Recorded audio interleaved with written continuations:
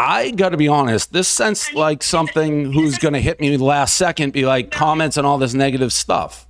No, this is kind of standard journalistic stuff. Like, unfortunately, yes.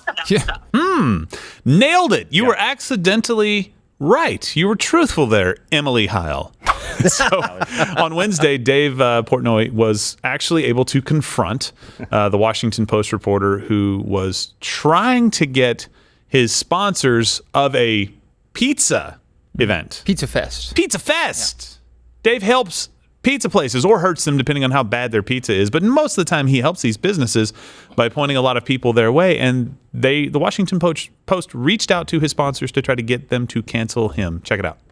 This is Emily. Hey, Emily, this is Dave Portnoy calling. I'm recording you right now, but I've noticed a bunch of people. It seems like you're sending. We have this Pizza Fest happening on Saturday, and you're reaching out to our advertisers, and you're basically sending an email that says, to the effect, Dave's a misogynist, racist. Do you want to defend yourselves advertising at this event, right?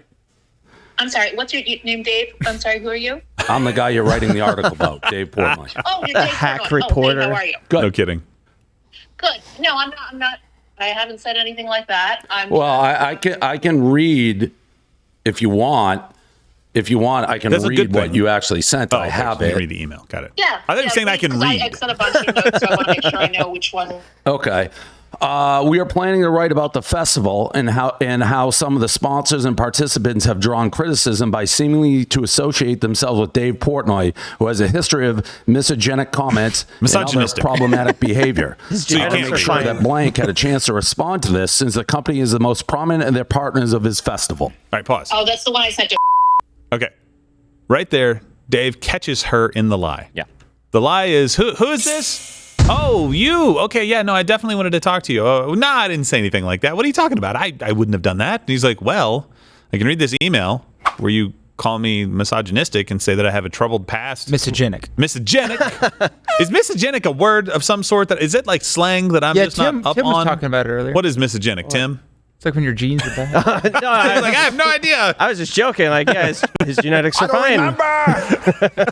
I don't know if it's a word or not. Yeah. So watch what he can. So we've got actually 2 clips, right? So we'll play the rest of this one, and then we'll go into the next one in just a second. So go ahead and play the rest of this one. I want everybody to see the rest. Which was definitely the most pointed of them, because I really did want them to respond, and I was hoping to get something from them. Do you think that's fair? Like, I totally disagree with the assertions of what you said, that misogynic and all that stuff. So, like, it kind of backs people into a corner. So I'm happy to go over anything. I mean, that is pretty pointed. You said you didn't do it. Then I have the exact evidence of you doing it. So well, I didn't say I didn't do that. I said I did. That was the one that was the most pointed. Well, no. Okay, all right. That's enough right there. Just got That's your biggest sponsor, so we wanted to make sure to talk to that phony. one. She is. Liar whore, and you know it. She does know it too.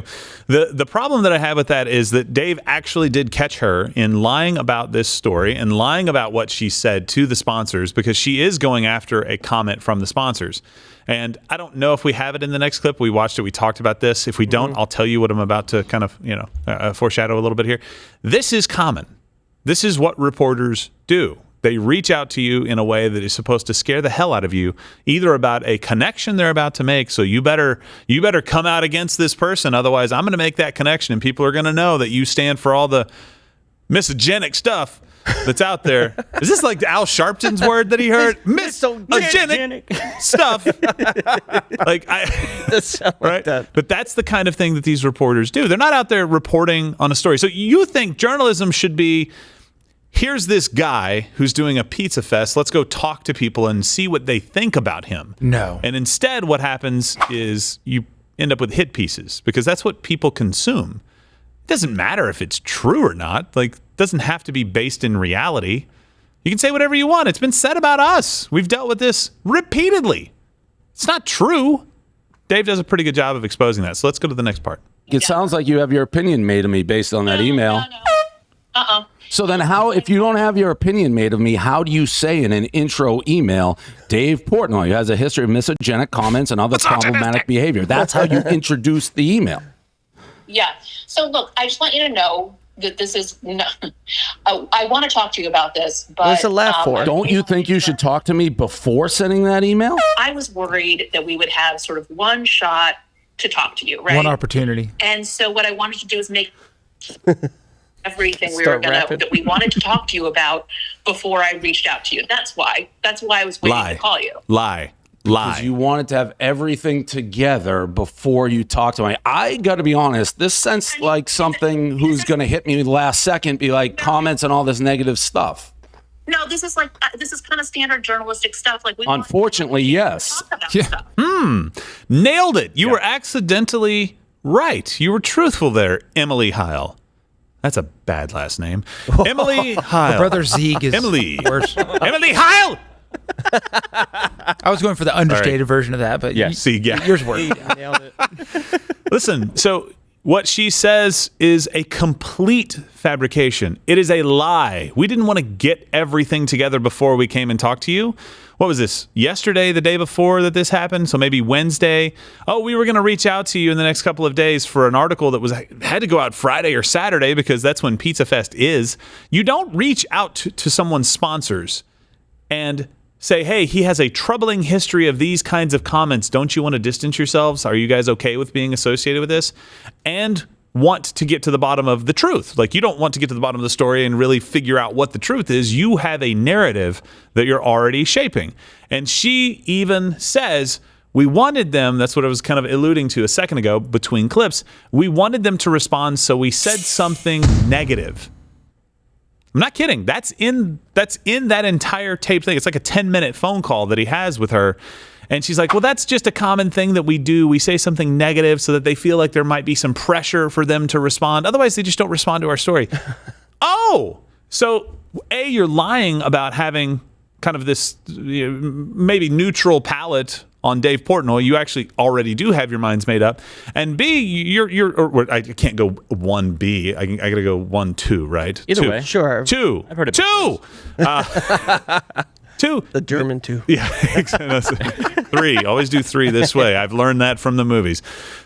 You are actually trying to get his sponsors preemptively to distance themselves and to feel like there is going to be pressure put on them based on the way that you're communicating with them in emails. Just the fact that they were going to run a story at all speaks to the fact that they have there's no interest in the public good or anything. They just want to remove people that have any kind of power or sway that they used to have. Yeah. Now he's alternative media. How do we get rid of him as competition? They don't give a crap what he said. They don't care. No, and he's made some comments before, and he's made some comments about like female reporters, misogenic stuff on there. And look, you know who else has? Every single woman out there who watches sports and hears somebody on the sideline who's not making any sense that is obviously picked because they're beautiful to put them on the sideline of a football game. That's not all of them. By the way, there are some men just like that too. They picked them because they played in the league, and I could care less what they think, because you can tell the only thing they got going for them is that they get mad and talk about the Cowboys, Stephen A. I think you're a talentless hack. I'm sorry. I'm pissed now. Stephen A. Just yells into the camera the whole time. I don't like his takes. I don't like how he thinks. I don't like how he acts. I don't like how he presents himself. He can be angry. He can be not angry. I don't really care about that, but that seems like his shtick. It's like, I'm angry and saying that you're angry, and that's not okay. You get a little off topic. I know. A little bit of a rabbit trail. I'm sorry. It relates to Dave Portnoy. But by the way, this Emily Heil is a food writer. Can we not call these people reporters? Can we just call them hacks? I like that. Like, they're not journalists. They're not reporters. Fine. This hack, different name. Emily Heil. No anger, no frustration towards her. Like, don't go online and find her and do anything. I'm not calling for any of that. I'm just saying, just see her for who she is. That's all I'm saying. A hack. Yes, she's a hack, and she's a food writer. Food writer. She's a food writer that writes about misogenic statements, I guess. But one of the things that she wrote about was Florida bakery refuses to write the word trans on a cake. Filmed The at thing 11. is, How dare they? it was a retirement party. I don't know what why trans even came like up. transitioning to another new job point in life. or Trans Am, End of life. He was transmission. getting trans. You know, former. there's a lot of those things. Could be a kid's birthday. Transformers. You're right. How dare they? Transparent icing. Who knows? But then she shifts gears into the political even further. And look, at first I didn't see how this related to food, but now I do. First, Rosie O'Donnell, now Madonna. Donald Trump works his way through insulting A League of Their Own cast. And I was like, A League of Their Own cast? That doesn't have anything to do with the Rosie O'Donnell. Oh, got it. There it is. There's the food connection. I didn't say that. I just said there was food. Yeah, she's fat. We laughed before the joke. It's food adjacent. Yes. BMI is extra large. Yep. That's a huge bitch. And look, this is yet another example of the media coming after somebody. And in Dave's case, like, Dave is not a straight-laced guy. And that's fine. This works very well for him. He set up quite the company. He bought it back for an entire $1. $1, Mortimer. It's amazing. Fantastic for him. He did a really great job. He got paid $500 million for the company, I think, the year or two before that. Great deal for him. Plus, he owns a bunch of stock from the company that bought it. I don't think he had to give that back. Man. I'm not sure what the entire deal was worth. Maybe it's just the $500 million, and part of it was stock. But they came after him, and instead of, like Lane said, instead of writing about the positive thing that he's done, he's helped thousands of businesses. He's helped tons and tons of pizza places. I don't know the number on this thing, but kind of exposing how good their product is to the masses. And he's holding a pizza fest. Like, this isn't a political event. This is just a guy trying to do some good. Yeah. Like, just shut up, Washington Post. This is not a story. The story now is how bad you guys are. You are all hacks. I know not all of you are hacks, but in my mind, you are. Watch Louder with Crowder live, Monday through Thursday, 10 a.m. Eastern.